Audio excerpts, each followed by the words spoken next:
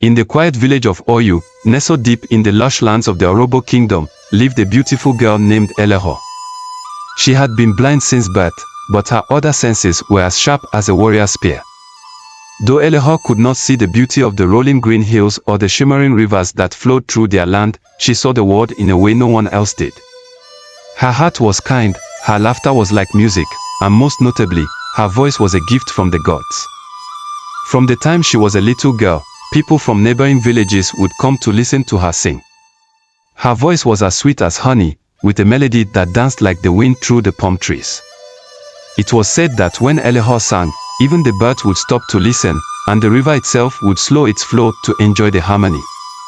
Her father, an honest fisherman, and her mother, a skilled weaver, loved her dearly and always reminded her that though she lacked sight, she was rich in other gifts. One evening, after a long day of work, Elohor sat by the riverbank, singing softly to herself. Her voice drifted over the water, weaving tales of ancient times and forgotten loves. Unbeknownst to her, a traveler passing through the village had heard her. This was no ordinary traveler. He was Prince Ochuko, the son of the wealthiest king in the southern lands, and he had been journeying in search of something far more valuable than gold or land, a companion whose spirit matched his own. Prince Ochuko, though born into unimaginable wealth, had always felt something was missing in his life. His father, King Izari, owned vast lands, and the prince had all the luxuries one could dream of. Yet, none of it satisfied his longing for genuine connection. He had met countless maidens, beautiful, talented, and noble, but none had touched his heart. But that evening, as he heard Elohor's song, something deep inside him stirred. He followed the sound of her voice, weaving his way through the thick trees until he found her sitting by the water's edge, her eyes closed, face turned to the sky. Her beauty, even without sight, was undeniable. Her skin glowed like the early morning sun, her hair cascaded down her shoulders like rich, black silk, and her smile held a warmth that could melt the hardest of hearts. Prince Ochuko stood there, mesmerized by the beauty of her voice and the serenity that seemed to radiate from her. When her song ended, Prince Ochuko stepped forward. "Your voice is more beautiful than anything I have ever heard," he said softly, not wanting to startle her. Elohor smiled, tilting her head toward the sound of his voice. "Thank you, kind stranger," she replied, her voice filled with the same warmth and sweetness that had captivated him. "I have never heard your voice before. Who are you?" "I am Ochuko," he said simply, not revealing his royal status. "A traveler who was lucky enough to hear your song." They spoke for hours that night. Ochuko was amazed by Elohor's wisdom, her strength, and her unshakable faith in life despite her blindness.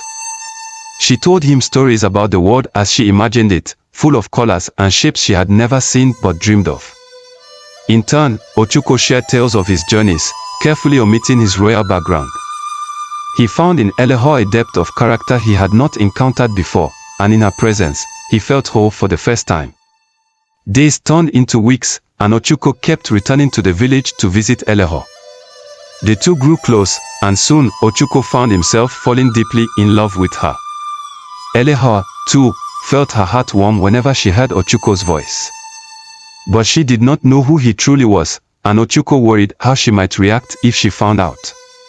One day, as they sat beneath a large iroko tree, Ochuko took Elohor's hand in his and said, "Elohor, I have something I must confess.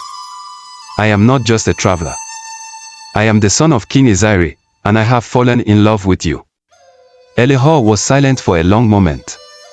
She had heard of Prince Ochuko, the wealthiest and most powerful man in the southern lands, but she had never imagined he could fall in love with someone like her. "But I am blind," she said softly. "How can a prince love someone who can never see the world he rules?" Ochuko smiled, though she could not see it. "You see the world better than anyone else I know. You see with your heart, and that is all that matters to me.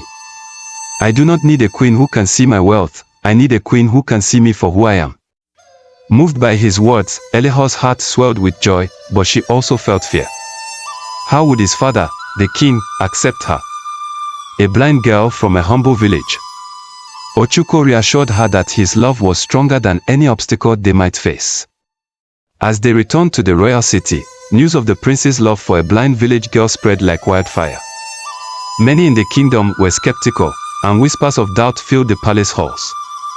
But when Elohor was introduced to King Izari, her grace and kindness melted the old king's heart.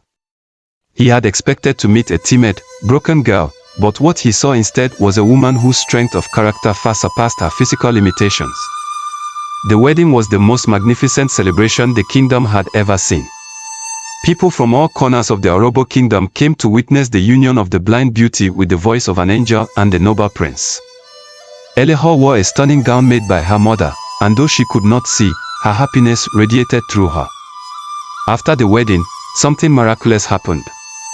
On the night of their marriage, Elohor dreamed of light for the first time in her life. She saw colors and shapes, all swirling together in a beautiful dance. When she awoke, she opened her eyes and gasped in disbelief. For the first time, Elohor could see. Ochuko, lying beside her, awoke to her exclamation. He turned to her, confused.